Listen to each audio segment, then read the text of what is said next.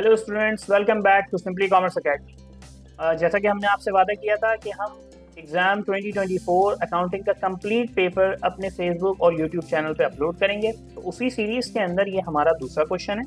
Last question जो हमने किया था वो किया था अकाउंटिंग इक्वेशन का। जो नेक्स्ट क्वेश्चन है सर वो है हमारा जनरल का। तो आइए बिना किसी देर किए हम इस क्वेश्चन को सॉल्व करते हैं। सबसे पहली चीज़ क्या है सर, इस क्वेश्चन नंबर 3 के अंदर सबसे पहले जो हमारा काम है सर, हम जनरल की प्रॉपर फॉर्मेटिंग करेंगे। Sir what is the name of the company. अगर हमारे पास कंपनी का नाम मौजूद ना हो तो जो उस पर्टिकुलर पर्सन का नेम है हम उसको यूज़ करेंगे, यानी कि मिस्टर अहमद। और कौन से महीने के लिए sir, for the month of May 2024। ठीक है जी। तो हमने फॉर्मेटिंग कर ली, तमाम जनरल की जो रिक्वायरमेंट है वो सब चीज़ें हमने कर ली हैं। आइए सर अब ट्रांजैक्शन की तरफ नज़र मारते हैं ज़रा। टोटल हमारे पास 5 ट्रांजैक्शन है। जो पहली ट्रांजैक्शन है वो नज़र आ रही है इन्वेस्टमेंट की। जो सेकंड ट्रांजैक्शन है वो है परचेज। थर्ड जो है वो है return defective merchandise, then sold merchandise on account, और लास्ट है सर प्रीपेड की एंट्री। आइए सर इसको सॉल्व करते हैं। जो सबसे पहली ट्रांजैक्शन है May 5 की, mister Ahmad invested cash in the business. Sir पहली ट्रांजैक्शन जो है उसके अंदर हमारे पास 2 एलिमेंट हैं। बेसिकली जब एक बिजनेस स्टार्ट हो रहा है तो जो ऑनर है वो बिजनेस के अंदर इन्वेस्टमेंट कर रहा है in the form of cash. Sir हमने अपने रिकॉर्डेड लेक्चर्स में इस चीज़ को डिस्कस किया हुआ है कि जो पहली ट्रांजैक्शन होती है वो ज़्यादातर या तो ऊपर के पहले पैरा में मौजूद होती है या तो नीचे आके उसकी एक एंट्री सेपरेटली मौजूद होती है। और यहाँ पे भी हमारे पास मल्टीपल कैटेगरीज से इन्वेस्टमेंट की जाती है, यानी कि ज़रूरी नहीं है कि एक ऑनर या एक जब बिजनेस स्टार्ट किया जाता है तो उसमें कैश ही इन्वेस्ट किया जा रहा है। ये भी पॉसिबिलिटी है कि किसी प्रॉपर्टी, किसी प्लांट, किसी मशीनरी के थ्रू इन्वेस्टमेंट हो रही है, या दोनों चीज़ें शामिल हैं, कैश भी शामिल है और किसी किस्म का फिक्स एसेट भी शामिल है। अब यहाँ पे हमें नज़र आ रहा है कि एक स्ट्रेट फॉरवर्ड एंट्री है।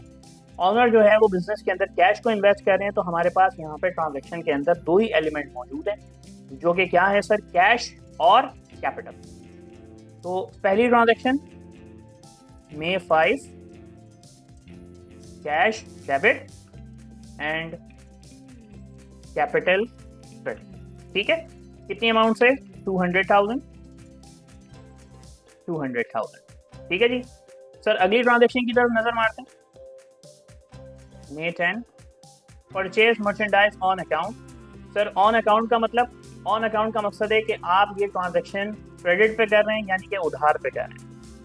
तो purchase debit, then account payable credit. कितने से, 20,000। ठीक है जी। सर नेक्स्ट ट्रांजैक्शन की तरफ चलते हैं। May 12, return defective merchandise to the supplier. Return defective merchandise to the supplier. अब यहाँ पे क्वेश्चन ये है कि सर रिटर्न की ट्रांजैक्शन है, और जब हम कोई खरीदी हुई चीज़ सप्लायर को रिटर्न करते हैं तो बदले में अगर हमने वो ट्रांजैक्शन कैश में परफॉर्म करी है तो रिटर्न में हमें क्या मिलेगा, कैश। या अगर हमने वो ट्रांजैक्शन उधार पे करी है, यानी कि क्रेडिट पे करी है, तो हमारा उधार कम होगा, यानी कि अकाउंट पेएबल कम होगा। अब इस ट्रांजैक्शन को देखते हुए सर हमें कैसे पता चलेगा कि परचेज रिटर्न के अगेंस्ट हमें कैश मिल रहा है या हमारी लायबिलिटी कम हो रही है।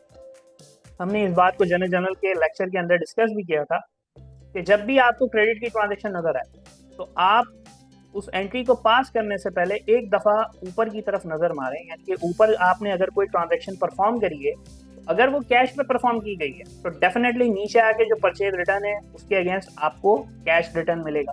और अगर आपने ऊपर वो ट्रांजैक्शन क्रेडिट पे करी है तो आपकी लायबिलिटी कम होगी।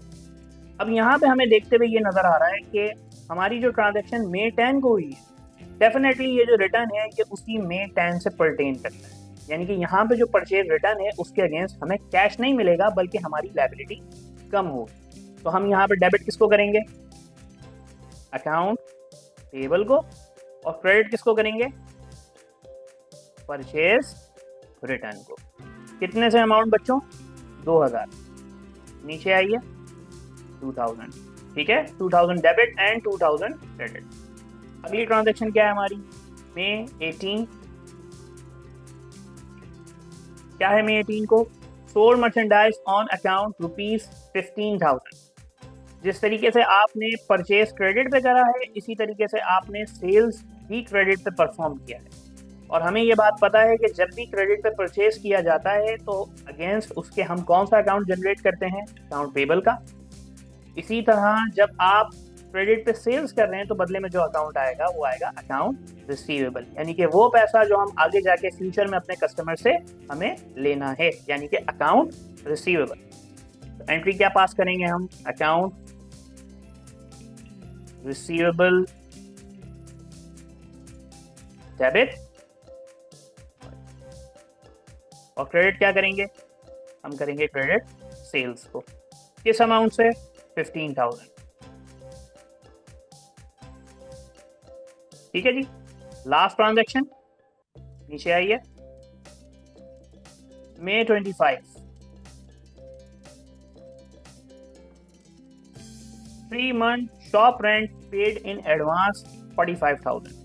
ठीक है, आप अपनी शॉप रेंट का जो शॉप का रेंट है वो आप दे रहे हैं एडवांस में। कितने महीनों का? 3 महीनों का। यहाँ पे हमें दो चीजें नजर आती हैं। कहीं पे भी क्वेश्चन के अंदर या इस ट्रांजैक्शन के अंदर ये मेंशन नहीं है कि आपने इस शॉप रेंट को जो पे किया है वो कैश में पे किया या बैंक के थ्रू पे किया। लेकिन अगर आप गौर करें, यहाँ पे लिखा हुआ है 3 month shop rent paid in advance. Sir अगर आप इस पर्टिकुलर वर्ड पे फोकस करें, पेड, देखिए मैं हमेशा कहता हूँ अपने स्टूडेंट्स को कि जनरल या पूरी अकाउंटिंग के अंदर बहुत सारी जगहों पे एग्जामिनर आपके साथ इंग्लिश पे भी खेल जाता है। अब यहाँ अगर मैं ये जुमला बोल रहा हूँ और आप इसको अगर ट्रांसलेट करें कि हमने 3 महीने का शॉप का रेंट एडवांस में पे कर दिया, यानी कि सर एक ऐसी चीज़ जो हमने परफॉर्म कर दी। पेड जो है वो वर्ब की सेकंड फॉर्म है। देखिए मैं इंग्लिश नहीं पढ़ा रहा आपको, लेकिन एक बेसिक अंडरस्टैंडिंग हमारे पास होनी चाहिए। पेड जो है वर्ब की सेकंड फॉर्म, इसकी पे की। पे का मतलब अदा करना और पेड का मतलब अदा कर दिया। सर आपने क्या अदा कर दिया? आपने क्या दे दिया? आपने शॉप का रेंट दे दिया। सर क्या दिया बदले में? आप खजूरें दी? नहीं भाई, आपने दिया है कैश।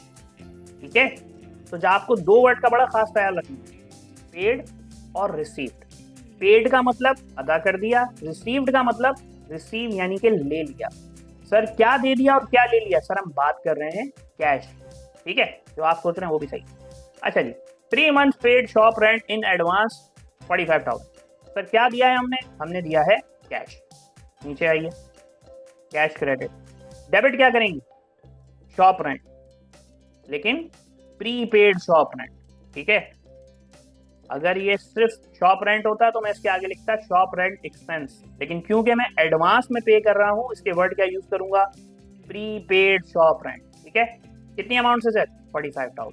इधर 45,000। ठीक हो गया सर, ट्रांजैक्शन परफॉर्म कर दी। और मैंने आपको जैसा कि कहा है कि हमेशा मैं अपनी एक ही प्रैक्टिस फॉलो करता हूँ कि पहले हम एंट्रीज को क्लियर कर देते हैं, यानी कि डेबिट क्रेडिट जो चीज़ें हमें रिकॉर्ड करनी हम वो कर दें, और नरेशन पे हम आए बिल्कुल एंड में। क्योंकि कभी कभी ऐसा होता है कि आपके पास एग्जाम के अंदर टाइम कम होता है। अब आप नरेशन के ऊपर अगर उस टाइम पर टाइम लगाने लगे तो आपका क्वेश्चन रह जाता है। बेहतर ये है कि एटलीस्ट आप डेबिट क्रेडिट को तो कंप्लीट कर दें, उसके बाद जब एंड में टाइम बचे और आपके पास टाइम हो तो आप नरेशन की तरफ आएं। आइए सर इसकी नरेशन पास करते हैं। To record cash invested by mister Rahmat. ठीक हो गया। May 10 को हमने क्या किया है? To record merchandise purchase on credit. ठीक है, इसी तरह टू रिकॉर्ड मर्चेंडाइज सोल्ड, ऊपर हमने परचेज किया था, यहाँ हमने सेल किया है। ठीक है, अच्छा जी, सॉरी ये यहाँ आ गया तो यहाँ आना चाहिए था इधर। सर May 12 को हमने क्या किया है? रिटर्न किया है। To record defective merchandise return to supplier. ठीक हो गया। और सर लास्ट टू रिकॉर्ड